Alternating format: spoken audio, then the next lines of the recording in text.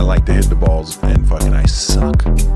But what keeps you coming back is you'll play that 18-hole day, and one time you feel it. You'll hit the shot that you meant to hit, the way you meant to hit it, and it went where you meant to go, and you're like, I can do that again. I know I can. That's why I don't play golf. And you're chasing. It's like crack. You're chasing that first fucking high forever. I'm not disrespecting anybody who plays golf because I know I would get addicted. But I don't play golf because I know I'd get addicted. Because you would. No, yeah. your whole person, it would. Because you'd hit that one shot the first day, and you'd be like, oh shit. It's the same reason I don't do coke. It's the same reason I've never done coke. The exact same reason. My friend in high school, Jimmy Lawless, good buddy of mine to this day. When we were back in high school, we went to a party, and people were doing coke, and he goes, Joe, don't do it. You'd fucking love it. That's like doing cock. The movie was like, you don't want this. And I was like, okay, Jim, I trust you, buddy. I go, I'm fucking done here.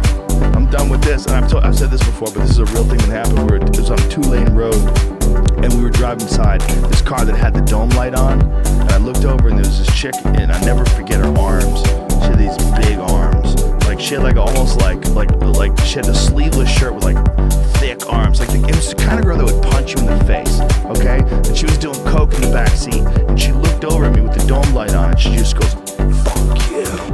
She just says it to me like, I'm just looking at her. I'm just looking at her. You're doing coke. You're on a 2-lane road. There's only 2 cars on the road. I'm watching you do coke. I'm 7 feet away from you doing coke. You're saying fuck you? Like, whoa. Fuck coke. That's what I was thinking. Yeah. We used to call it, I had a few experiences with coke in my life, but here's the breakdown of coke and why it's evil. We used to call it, amongst a few people that I actually trusted enough to partake of it in my life, we called it the sneaky pouch. Sneaky pouch. Because what would happen was, like, you'd get some coke, and it'd be like in a fold, you know, like a paper fold. Everybody would put in for some coke, and you'd go somewhere, and every once in a while, you know, you'd be like, hey, let me get the pouch, I'm going to the bathroom real quick. Whatever, right? When you went to that bathroom, the nature of coke, you would take a little piece of that off for yourself and put it in your own little dollar bill. It's your sneaky pouch. Sneaky pouch. The sneaky pouch. But what it says about, and everybody did it, the whole crew, like, nobody made cop to it, nobody fucking acknowledged it, but it's like, we all know we took a little piece for ourselves, you know what I mean, off of the coke pile and whatever. Sneaky pouch. It's a deceitful. Are you writing this down? No, I have to write Feel a thought free, down. Dude.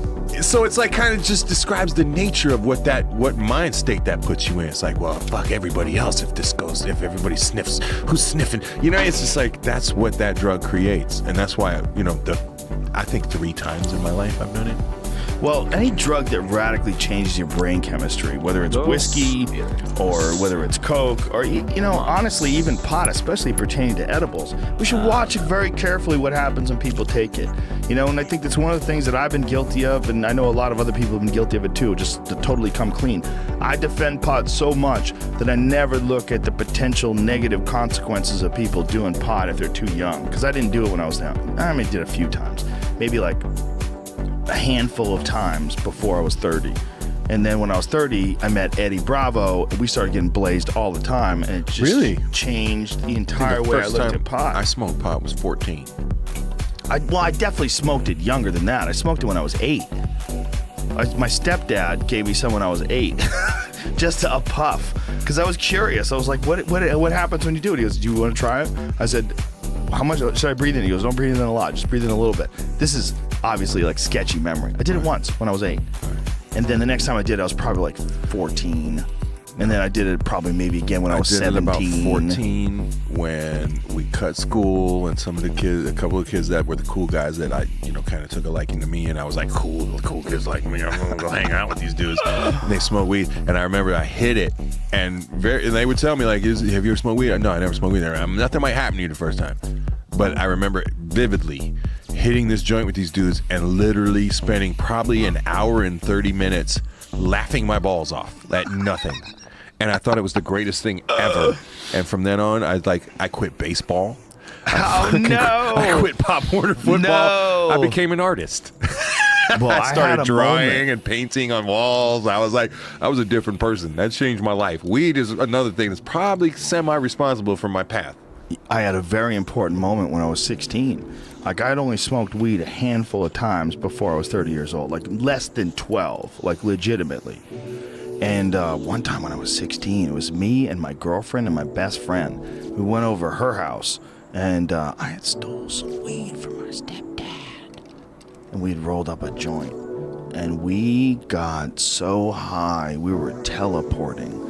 We would like find ourselves in the kitchen. Astroplaning type shit? We'd all be staring at each other on the couch, and then all of a sudden we'd be in the backyard. We were barbecued. We were fucking 16. I think my girlfriend at the time was 15.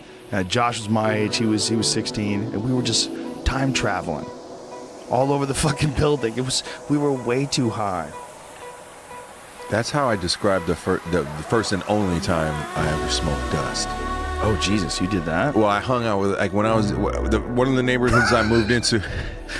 Is there a fucking gateway drug to dust? And tell me yes, what it is. it's called Cholos.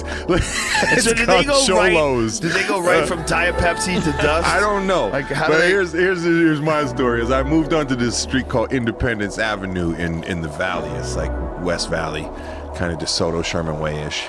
And it was a heavily Latino neighborhood, and like we moved in, and it was cool. I mean, like I came friends with a lot of people, but like I went from like the end of elementary school into junior high, right in that era. So like once we hit the junior high, it's like a lot of the Mexican kids I was hanging out with started hanging out with the little bit older Mexican kids, and a lot of them were dealing in like kind of gang life over there. It's just part of the way they get down, and a lot of them like to fucking do dips, which is like a fucking Sherm cigarette dipped in a motherfucking angel dust. Sounds like a good, healthy choice, dude. It's how I wound up with this little tattoo right here. First tattoo I ever had in my life. This little 3 dots. Normally it's supposed to be up here, but I wasn't in the gang. Oh, I understand. So it's like for some reason I was so fucked up. This is what wound up. I mean, this represents what they call mi vida loca. It's like little 3 dots here. But it's like that happened because I smoked dust. Because these dudes passed me the Sherm. I didn't really know what I was. I was like this, bang, and literally the way you just described that time traveling, it was like I felt like if I thought of something to do, by the time I was finished with the thought of thinking to do it, I had already done it. Ooh, that's scary. I'm gonna call my mom. Goodbye, mom. You know, it's like that kind of thing. Like, it was like fucking nuts. I fucking never experienced anything like that. I was terrified. God. I was terrified. I didn't know what the fuck's going on. You know, it was almost like, you know what? It gave me a lot of feelings. Is if you remember the first Friday movie, when Chris Tucker reflects on like somebody snuck him a little piece of dust and he fucking lost. I didn't lose my mind naked, all that shit, but I feel like I was the butt of a joke that night. Like somebody gave me some dust and was like, let's watch fucking the white boy fucking trip on dust all night. Jesus, you know what Christ. I mean? But it made for a good story on Joe Rogan. So now we're even. I had an ex-boxing coach who had his finger bitten off when he was on dust. And he had his toe removed, and his second toe replaced his index finger, and he made it curled so that he could keep throwing right hooks. Because he did. So when you'd shake his hand, you'd get like that's a toe? Weird. This is toe right here? Yeah, you get a toe bone. So when you shake his hand, you get a little of this. And he's a big old Irish gorilla. You don't want to say shit because he'll beat the fuck out of you. And the dude has a toe where his index finger's gonna be. That should be written into a movie. He's a savage. That's gotta be like, you know what I mean? That's like something out of Snatch. I knew a lot of savages when I worked in Boston. When I worked in South Boston, I worked at this place called the Boston Athletic Club. That's it's still in South creeping Boston. me out a little bit. You know that you did that to my palm. That's still, I hear you, man. I'm still creeped out. Yeah. Dude, I worked at the Boston Athletic Club, and then I worked at Nautilus Plus in Revere. I met a lot. Revere, Massachusetts is like, what's that place in Brooklyn that's like all guineas and it's what is it? Bensonhurst. Bensonhurst. Right, yeah. Okay. That was like the Bensonhurst of Boston. It was like Revere. And I worked in a gym there. So I was around a lot of crazy people. I was around a few people that got like indicted for murder. Like this one dude, he didn't get indicted, he got arrested. I don't know if they ever even tried him. Anyway. long story short, And that's where you're leaving that? I don't even. I mean, I don't know how much I can talk about this guy's life. Oh, all right. Without We don't want to cross any disrespectful. lines. All right. He was a nice guy, but I think he might have fucked a few people up. Well, there's nothing weirder to me. Not even weird. I don't know if that's the right word, but strange and uncomfortable as being around. And I'm not talking about like ex-Marines or guys who've been in the war or anything like that. I'm talking about like a civilian person. And I've been around quite a few of these kind of people, whether it be biker gang guys or whatever, that you know. Yeah. You know have fucking killed people. You know that. You know what I mean? And you're not feeling threatened by them. You don't think they're going to kill you. But like, I used to train a guy who was in Whitey Bulger's gang. And he was like, I don't know if he was a hitman, but that was like the rumor. He saw one at least. But he asked me while I was teaching him, he asked me if I was going to kill someone, what's the best place to hit him? And we sat around talking about it. Me and him were talking about it. This is when I was a black belt and he was a white belt. So it was like a valid conversation for him to be having with a 20-year-old kid. And I was like, the neck. I would hit someone in the neck. Like, your neck's very vulnerable. People get knocked out very easily if they get hit in the neck, sometimes even more so than the head. And he was like, yeah. And we looked at each other. I'm like, okay, this is what I want you to work on right now. We're going to work. I was like, that's funny because shit. I had a cousin when I was young, like before, like any of the house, like probably 1918, that I was in California visiting, and he was a correctional officer in upstate New York. And he said the thing they were taught first is because they walk around, there's only like maybe 30 guards at a time on duty, and 600 to 1,000 prisoners, right? You know, depending on what the circumstances are. And all they have is a big metal key ring. And they're taught the first thing you fucking do is punch a dude right in his fucking throat. Yeah. If you feel like any kind of thing, and he told me that, like that. He was like, if I was going to give you any advice and you felt like you were fucking, it's like the first thing you should do. And he explained it well enough that I knew, even as a young man, like, you're playing with a person's life, punching them in the fucking Adam's apple or something. You know what I mean? You could kill them with like one of those full. things. Like he was like, well, with that, even just with your fist, if you hit them right, you would be amazed. You'd be amazed at how much damage people could take. Actually, I'd rather get punched in the Adam's apple than I would get kicked in the side of my head, like around here, because this is what shuts you off. It seems like, again, many things can shut you off, just with the caveat. Like, you can get shut off with a kick, even almost like to the top of your chest. It snaps your head back so much you get shut off. But there's something about neck kicks. Like, boom! Dudes just go. They just crumple. They do. And sometimes they crumple from chin shots, but I think it's the same thing. I think what the chin shot is doing is somehow or another pinching the garden hose that is the spine and shutting the system off. It's also, if I'm not mistaken, your brain sits in that little bit of fluid, and if your skull moves fast enough, the brain doesn't move as fast, and it touches if the brain touches the skull, that's lights out. That absolutely too. Also, I think the same principle, like rear naked chokes and head kick knockouts are not the same, in that a rear naked choke is way safer.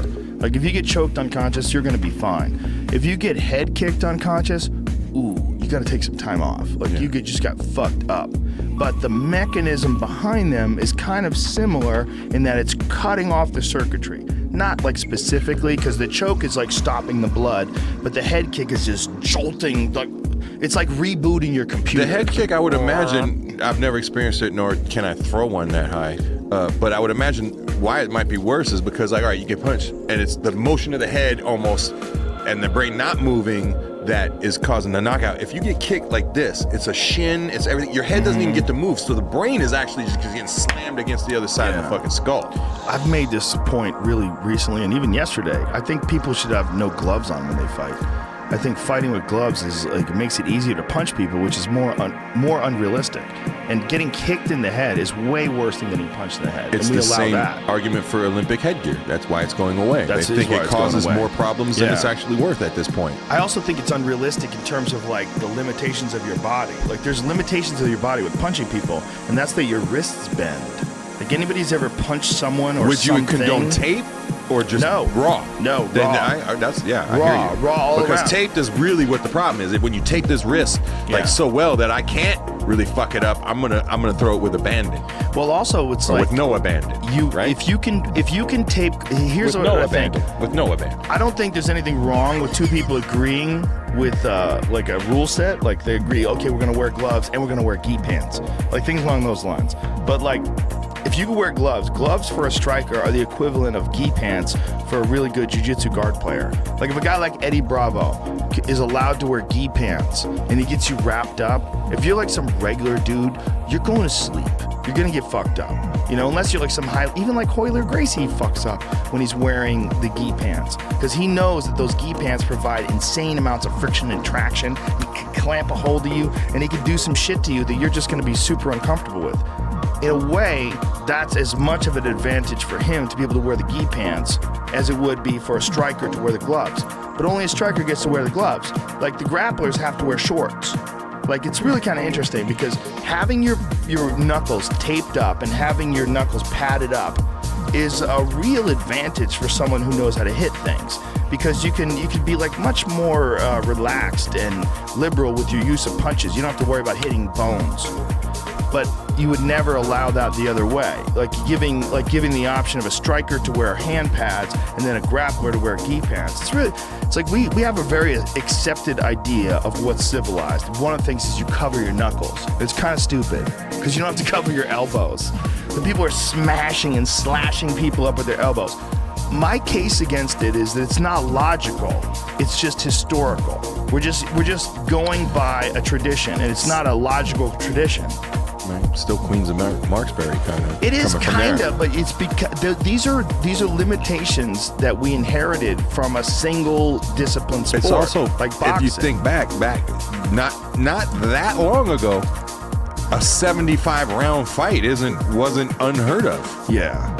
They didn't have no CTE. There was no Will Smith movie. There was no one knew what the fuck was going on. There was no Real Sports with Brian Gumbel. Nobody had any idea that getting the hit in the head for that long would be that bad for you. Crazy. Yeah, it's kind of fascinating when you think about it. But I really do think that the gloves, I think we're doing a huge disservice to the art of fighting. Because I think we have unrealistic expectations based on the idea that you could just punch someone with padded knuckles. I think if we didn't have padded knuckles, we'd be much more clever in how we use our hands, because you might break your hand at any shot, and it would be easier to choke people, so jiu-jitsu would be more effective. Two of those things are way better for the athletes and way better for the honest interpretation of what fighting is. The problem is no one's going to agree to that, because people are going to, from home, they're going to look at it and go, oh, this is barbaric, this is horrible, they don't even have gloves on, they're bare knuckle. Or the first time a guy catches a tooth in his fist and his shit splits open, they're going to be, oh! You catch it in your elbow. What's the difference between your fist and your chin? Or you're preaching to the choir with me, but... What's the difference between you catching one in your knuckle or catching one on the end of your foot when you kick someone's face sideways? You can wheel kick them in the head with your heel, but you can't punch them with bare knuckles. It's stupid. It's a dumb rule. It's the whole 6 to 12 thing. That's stupid too. It doesn't work. But I'll leave that and take no gloves any day. I really think there should be no gloves. I think even for strikers, I think, yeah, man, you pad some dudes up. You fucking give a dude like Tyrone What about Spong gloves, just like protecting your Dwayne knuckles Ludwig. and skin, but no taping? What if that? Why protect your knuckles and skin? Why? What are we looking at? We're looking. Why? How come you don't do that with elbows? How come you don't do that with knees? Devil's advocate on that. Okay. We're looking at exchange of bodily fluids. If I punch you in the teeth, you know what I mean? Oh, silly! You're getting that from everything. You're getting that from arms when you choke people. People get bitten when they've been choked. When you choke like you watch Damian Maya versus Rick Story, and he's going like right over his face, and you don't think he's getting a little bit of bite? You get bites in your arms. They're not even trying to bite you. They're trying to breathe, and you're crushing your arm. Okay, but rarely do you see his arm come away bleeding or something. I'm saying there's the rare occasion of but far less rare would be if there was no gloves and you're punching a guy in the mouth. Okay, you're gonna catch them teeth. There's gonna be a lot more cutting of the hands too. I'm just playing devil's advocate. It's a good devil's advocate. Here's a solution: double mouth guard. You enforce the rule of a double mouth guard, which means that there's a space in the middle. Outer version too, like an old school, like it the goes football shit. No. It goes lower teeth and upper teeth, and then you have a space in the middle. Bernard Hopkins always used to fight with one of those. and it covers your lower teeth and your upper teeth, and there's a space in the middle, and you breathe through that, and you breathe through your nose, and you get used to doing that. And the lower mouth guard, the problem with having only an upper mouth guard is most people do that, but only an upper mouth guard will work for the most part. But there is, if you're bare knuckle, there's a real argument for using an upper and a lower because you're dealing with a different situation. Underbites, Joe. Well, even then, you would just have it fitted to your face. I'm just devil advocate. I understand what you're saying. But what I'm saying is that shout would out be to the Bernard bet. though. Bernard Hopkins, my favorite fighter of all time. Personally, I know whatever. My favorite. He's my favorite. You want to know why? I'll tell you why he's my favorite. I'll tell you why he's my favorite. First of all, I saw his last fight. I was there in the forum, and it was a bummer to me. And you're better than that. Your fucking career will be forever. Because here's when I knew Bernard Hopkins was the fucking man. All right. He was, be real. I've always been surrounded by Latin guys, right? That's just all the dudes I know are Mexican, Cuban, these kind of guys. Be real is one of my best friends on earth. Sick Jacket, that's another. These are all Latin dudes. These are all Spanish guys, Mexicans and whatnot. So anytime a fight like that would come up, they're all taking the Felix Trinidad or the whoever it was. Of course. When he was fighting Felix Trinidad, we were all watching at B Real's house when this motherfucker took the Puerto Rican flag. He was in Puerto Rico talking shit on Felix Trinidad. At the time, the fucking almighty fucking son of all Puerto Rico took the Puerto Rican flag, which if you know about Puerto Rican guys, and I know plenty of Puerto Rican guys, you put that flag on anything, they got so much pride. They'll buy it, they'll wear it. The flag is everything. They get crazy. He took this flag in Puerto Rico, threw it on the ground, and stepped on it. Jesus. Why? Go back. I'm sure it's on YouTube. Where he steps on the Puerto Rican flag in Puerto Rico, and I literally told my friends, if he gets off that island, nobody on earth's beating his ass. I was like, because they should be trying to fucking kill him right now. If I know anything about Puerto Rican people, you know what I mean. And when he got back, when the fight came that day, I bet everybody in Be Real used to throw like barbecues every fight. Like that's where we'd be. That was our routine. We'd go there, and then with always anytime it was like a black guy versus like any Spanish guy, it could be any kind of Spanish guy. I would always like bet against the house, and more times than not, I won. But like, he stomps on the goddamn flag and got out of that island. Well, he threw it. He took it away from Felix and threw it on the ground, and then he beat his ass. I feel like he KO'd him in the 9th round. Am I correct? I feel like he KO'd him right there. Well, he definitely landed a That's psychological where he KO'd him right there. Because it's like, if you didn't get stabbed before you got off the island of Puerto Rico, that's a win. He put a lot of pressure on himself, though. That's that's why I always knew I was like, the executioner's my man. I'm just for the ball factor of that. That's a big ball factor. I mean, if you would have pulled that in New York, I would have said you're fucking crazy. In Puerto Rico? Yeah. Jesus, man, that took huge nuts. That took the dude who was in jail for most of his life and was living off commissary donations. It was a brilliant performance, too, in that fight. He kicked ass. Yo, Bernard, until, the last... He beat the shit out of Felix. What, like 5-6 fights of his? He beat the shit out of everybody.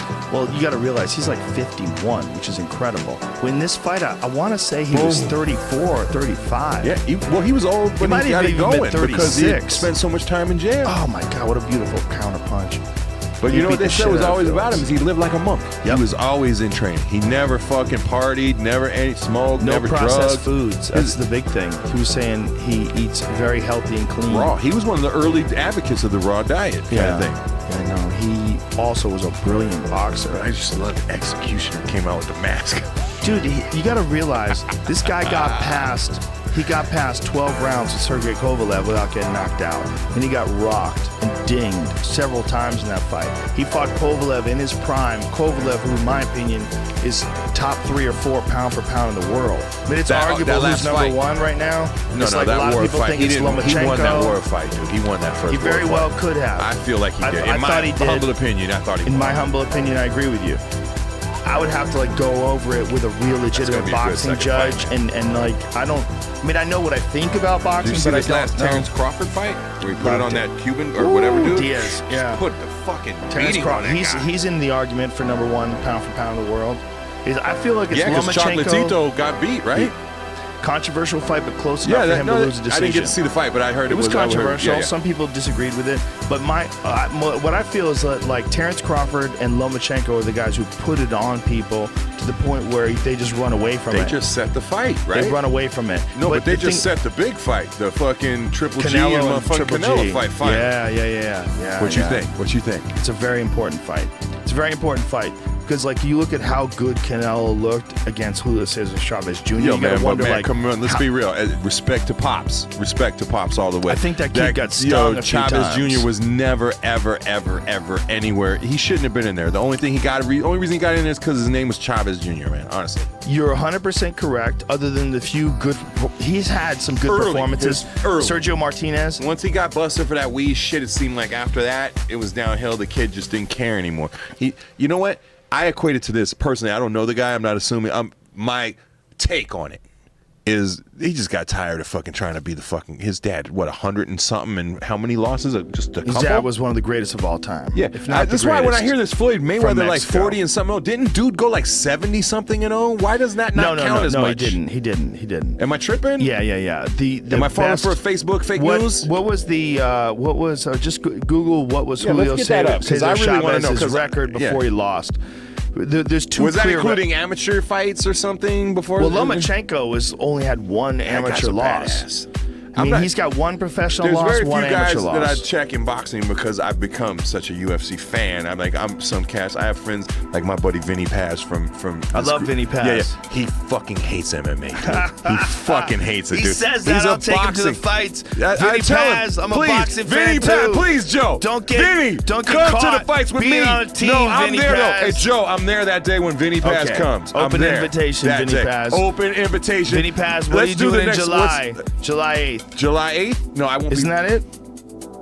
I don't think I'll be back. But if he wants to go. No. I want to be there. All but right. if you change that opinion, because he's a boxing but he is a fucking aficionado. He loves the boxing. I know game. he is. But he like disrespects the MMA game to a certain degree. Where I'm like, okay with your little like comments, dude. You know this is real fighting. You know in the streets, Floyd Mayweather would get his fucking ass busted by Conor McGregor. It wouldn't even be close. It wouldn't even be close. But it would be a destruction. It would be Conor McGregor grating Floyd Mayweather's face into the pavement like Parmesan cheese. That's what it would be. He would just rip his legs out. Life. He would just rip his legs out. That's it. If Floyd didn't tag him with a knockout punch within the first few seconds of the fight, Conor would be way away from him, kicking his legs out. Hands outstretched. I read this article. I don't know. You probably saw it about like what if. It was like a what if article. What if Conor took the fight with Mayweather and just came out, picked him up, slammed him on the fucking ground, and dismantled him and like ripped his arms just to do it. He could do it. I mean, he really could do it if he wanted to take him down and just to be like, yeah, okay, him. I lost all the money and everything, but I still kicked his ass. That's nothing. MMA destroys fucking. He would go to jail or something would happen because there would be. Here's the problem. There'd be betting, right? There'd be all these people that bet against it. What do you do there? Because Floyd wins by disqualification. You knew you were going to do this, so you didn't go into this with good faith. Class action lawsuit against Conor McGregor. Wow, you're taking a what if article way too far. That's what I do, dude. That's what I do with everything. Say, like that would be funny. That's what I do with everything. It's my problem. No, I love it. I go deep, too deep. No such thing, man. It's going to be an interesting fight if they fight. I think they should fight with no gloves. See what the fuck's really going on. Hey. One other thing, real quick, since Boxing, I'm really. Joe started me drinking whiskey before the podcast at 2 in the afternoon. It's his idea. I ain't mad at you. Come on, don't act like you didn't say let's drink some whiskey. All right. Now, if you expect Everlast to say no to let's drink some whiskey, then you have made the faux pas. But what I want to say real quick is because I've been drinking and I haven't been there in a while either. My good friend Jason Ellis just won his King of the Cage match a week ago. He won by submission, right? But yes, he won outright by submission. And congratulations, my dude. I love you. You fucking worked hard for that, and that inspires me. That kind of shit inspires me. When I see Jason do that, I'm like, fuck, I'm making a lot of excuses for shit. He did real strength and conditioning with like Nick he trained. Yo, first of all, he beat up a couple MMA guys. I mean, Gabe Rudabar, whatever. He beat I was there when he beat him up. It wasn't a fluke. I watched him. He beat him up. Yeah. All right? That's a guy who actually fights, whatever you want to say about all the weight cuts he missed on the Ultimate Fighter shit. That guy's a professional fighter. Yeah. Jason beat the shit out of him and knocked him out. Yeah. All right? When I heard about this fight, I was texting him like, you're going to win this fight, dude. I know you're going to win. But, yo, you fucking won that fight, dog. Real deal. Love you. Congrats. Yeah, and did everything he had to do. Like, did the real shit to get in shape. That's why I'm saying he's inspired. That kind of guy's inspiring to me, man, because what he does is he chooses something and he says, I'm going to commit to it.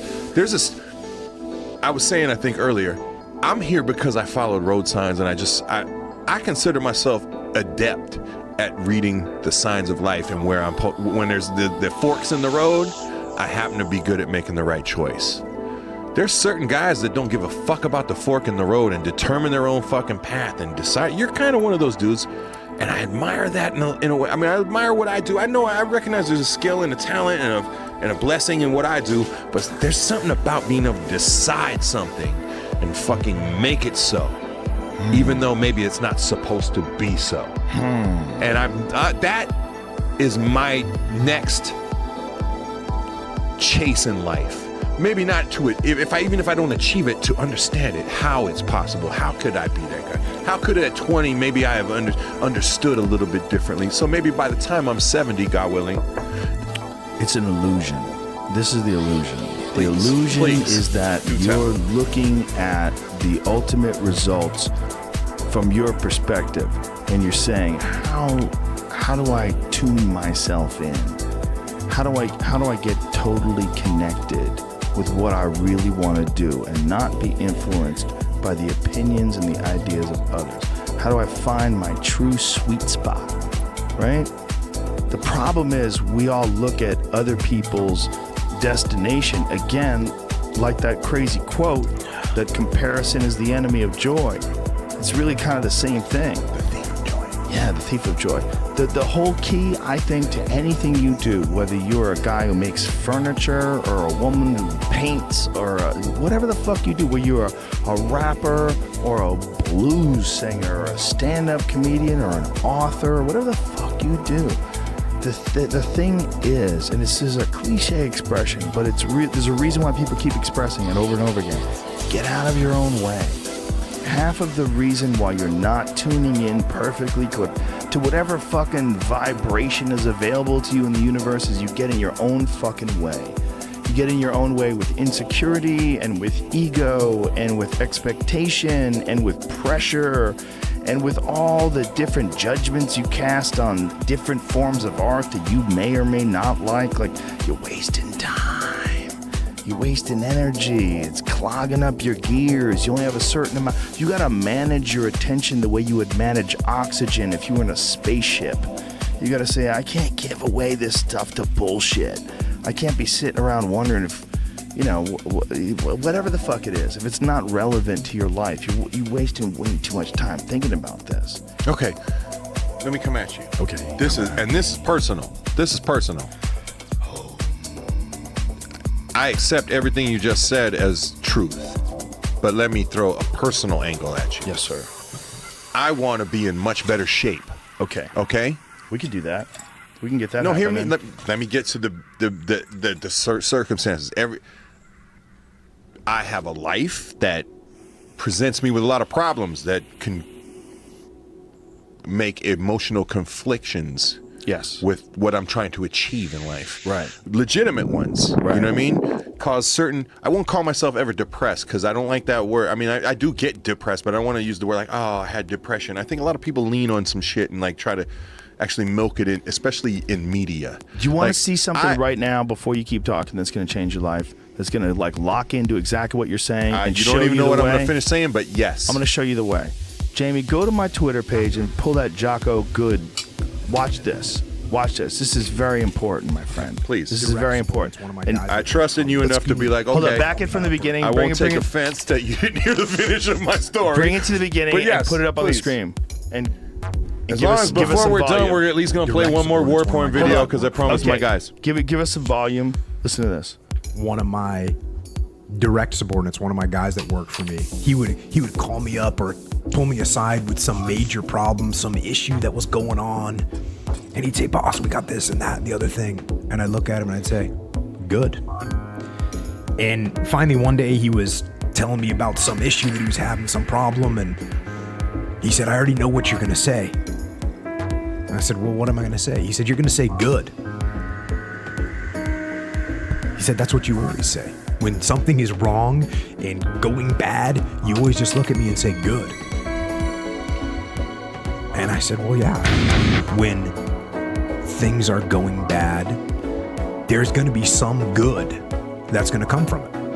Okay. Didn't get the new high-speed gear we wanted? Good. Didn't get promoted? Good. More time to get better. Oh, mission got canceled? Good. We can focus on another one. Didn't get funded. Didn't get the job you wanted. Got injured. Sprained my ankle. Got tapped out? Good. Got beat? Good. Learned.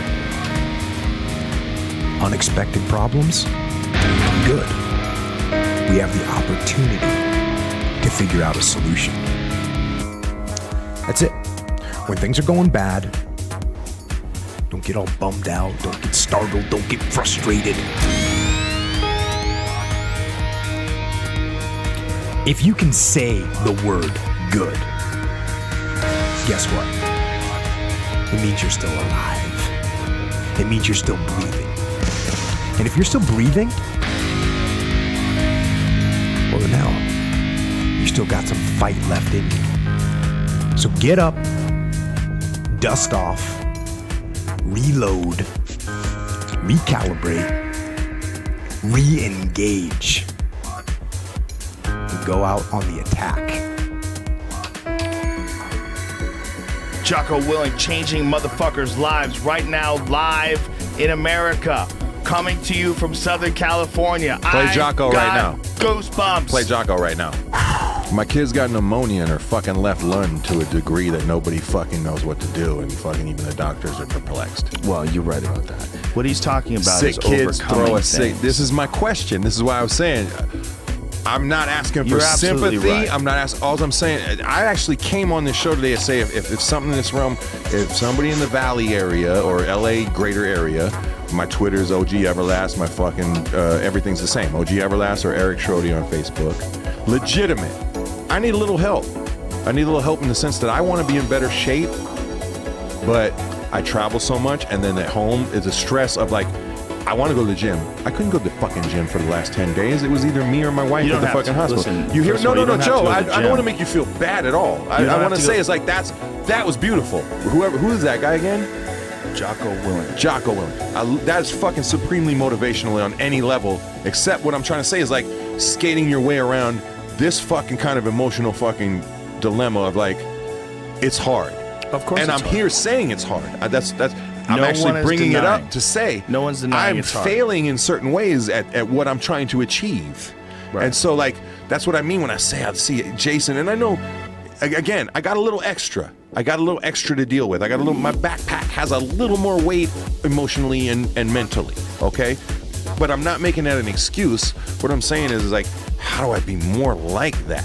How can that? I want that. I'm asking. Well, what he's giving And you that's is great. opportunities. But to, again, he's he talking didn't- about very specific situations, giving you opportunities to recover. Personal from ones. those I got beat situations. down. I'm fucked Of up. course. I'm fucked up. It's when it's rise it's this above. other thing. This other. I It's this. understand. There's a whole different level of like mental challenge to that. I'm not saying what he's saying is wrong. I'm not saying it doesn't work. But how do I find that in that?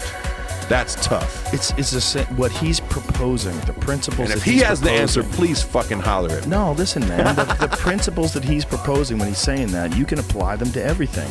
Figure out how you can take whatever situation you're in and improve your position. I could do 400 curls a day and be as buff as Joe Rogan. I can't. How do I don't get do there? that many curls. I'm making fucking. I don't even You're do acting any like curls. literal with this literal. Don't get literal with me, all right? Because I'm Too drinking late. whiskey, you're drinking water. That's whiskey. All right? I only got to drive a block. You got to drive however far. Interesting. Someone's comparing. The I'll enemy of walk. joy.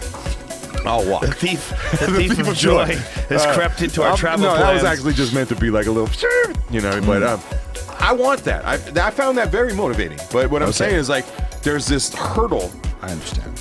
of Lieutenant Dan that's got some real fucking anger issues. I'm working them out. I'm working on them. This is the real. Hey, the whiskey. Right. I'm being more honest than I even thought I would be today. Okay. But you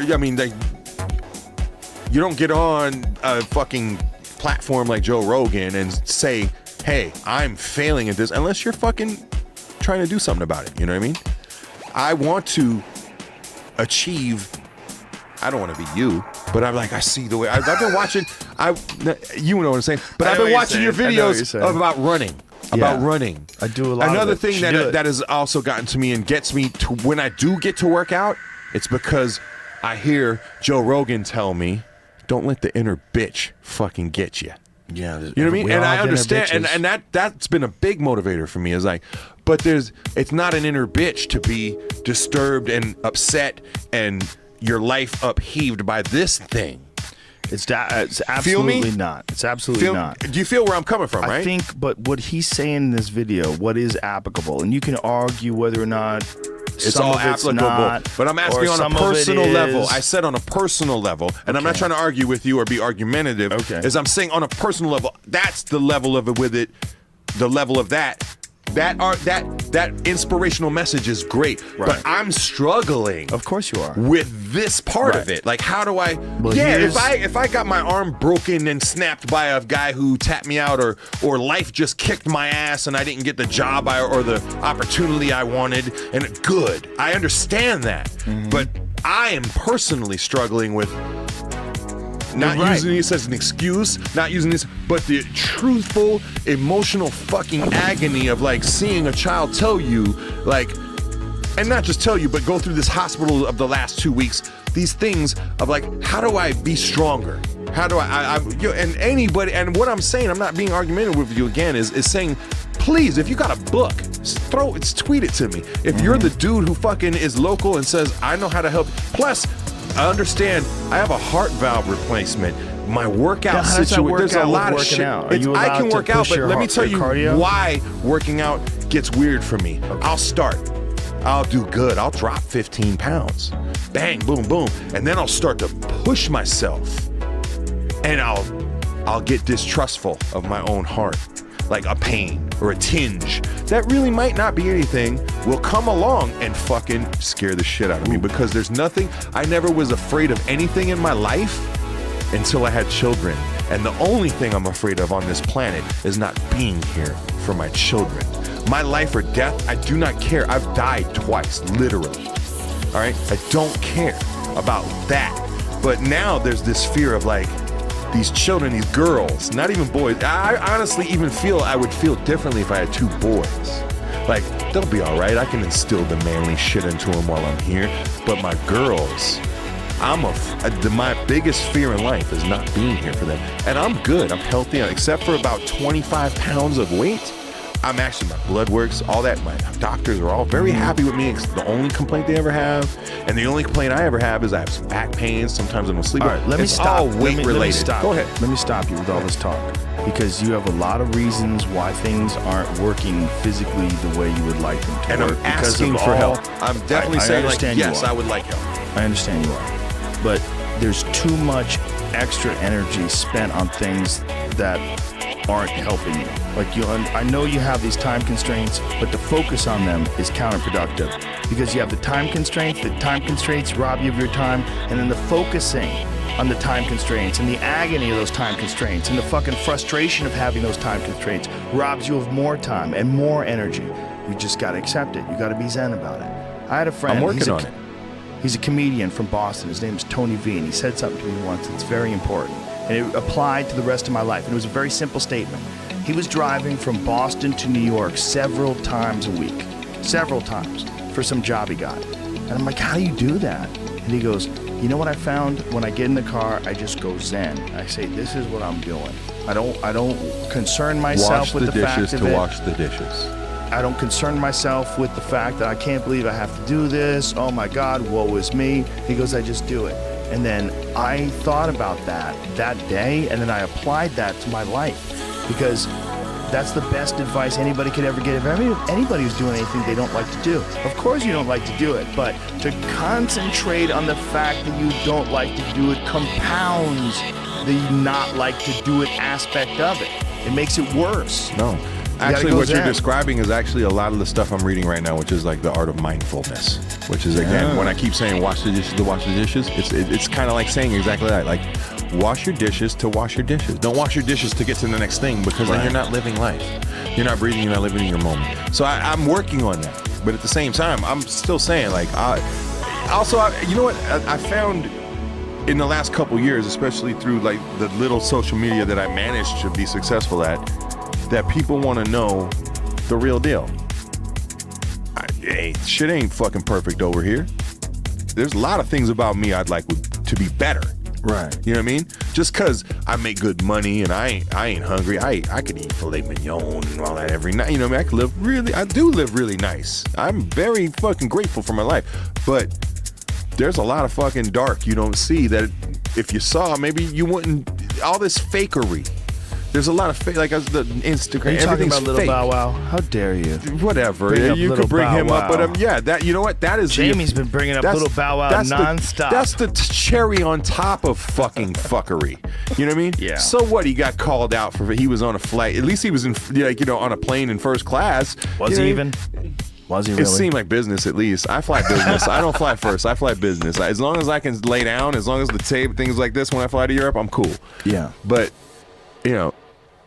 and the few times I have flown private, I Instagram that shit. Did you? Hell yeah, because I don't fly private, dude. I know what it really costs. Right. You know what I mean? It ain't cheap. It's not. When I holler at Dana like, hey, can I catch a lift to the next flight? And I don't get a response back, I know it ain't cheap. Because that's my dude. If it was cheap, he'd be like, yeah, come on. That's funny. I think they have to log you in and exactly. make a reason why it's Everlast official. is It's flying. official. Yeah, why is Everlast going, man? Why is because you Everlast play on my the song at roster? every event. How's that? Is that good enough? That's important. Every event. And I love Danny for that. Thank you, man. I love that fucking 35 cents I get for that shit every time. Is that what you get? Probably something in that neighborhood. If it's one time in an arena. But think Arena about only it. pays 35 cents? Well, the radio only plays 5, so I'm just assuming Wait a minute. Every time your song gets played on the radio, you get 5 cents. basically somewhere in that neighborhood. Wow. Somewhere between 5 and 10, probably. What a weird deal. Hey, dude, it gets played a lot because the checks. I'm sure the checks are fat because you're dealing with a lot of countries, a lot of humans, 7 billion people. That 5 cents adds the fuck up. It Yeah. does. Mailbox money, we call that. It's a good way to describe But it. like I said, it ain't. It's Well, just here's like, what hey you man, gotta- I'm honestly like saying, hey, throw it out there. If Change your there's somebody diet. local, my diet is working on that. I told you, soda No is my sodas. fucking enemy. None. That's my bane of my Think of existence. them as 'cause Coca-Cola crack. is it Poison. is crack. Well, think of them as Coca-Cola is my poison. crack. Don't ingest poison. You Like, don't need that. do you drink coffee in the morning? Yes. I love don't. it. I hate coffee. I drink I read a story that Coca-Cola. said it makes you live forever. What was the article that I retweeted? I said I want to believe. It said coffee can make you live longer. I didn't even read it. I read that article You for just like read the a headline? half a paragraph. Fake news. I Fake might have got news. into paragraph number 2 Fake before news. I clicked my email. Let's play another war porn video because All right. it's fucking dope. Let's play another war porn video, Jamie. Plus, I gotta pee bad. But I'll be right back. You need whiskey bladder, brother. Okay. Jays, this getting was the second criticized one. for Here we black. go.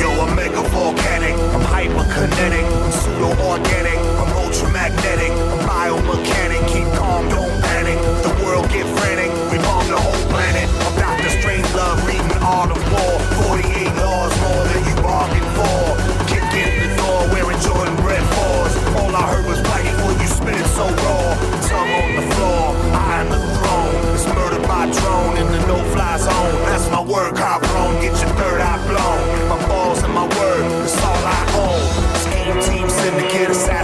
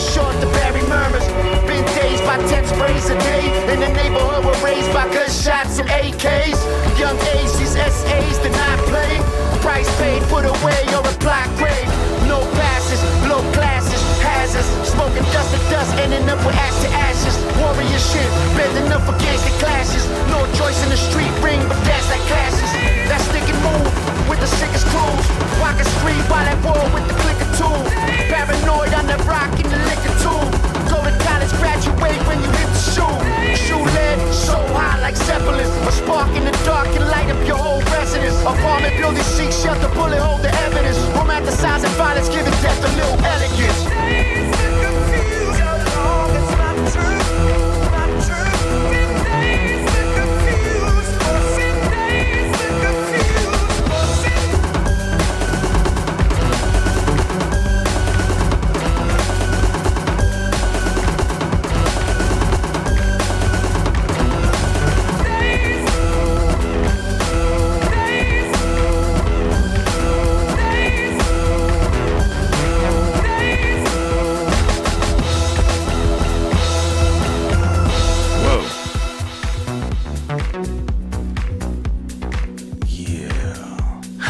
Perfect timing.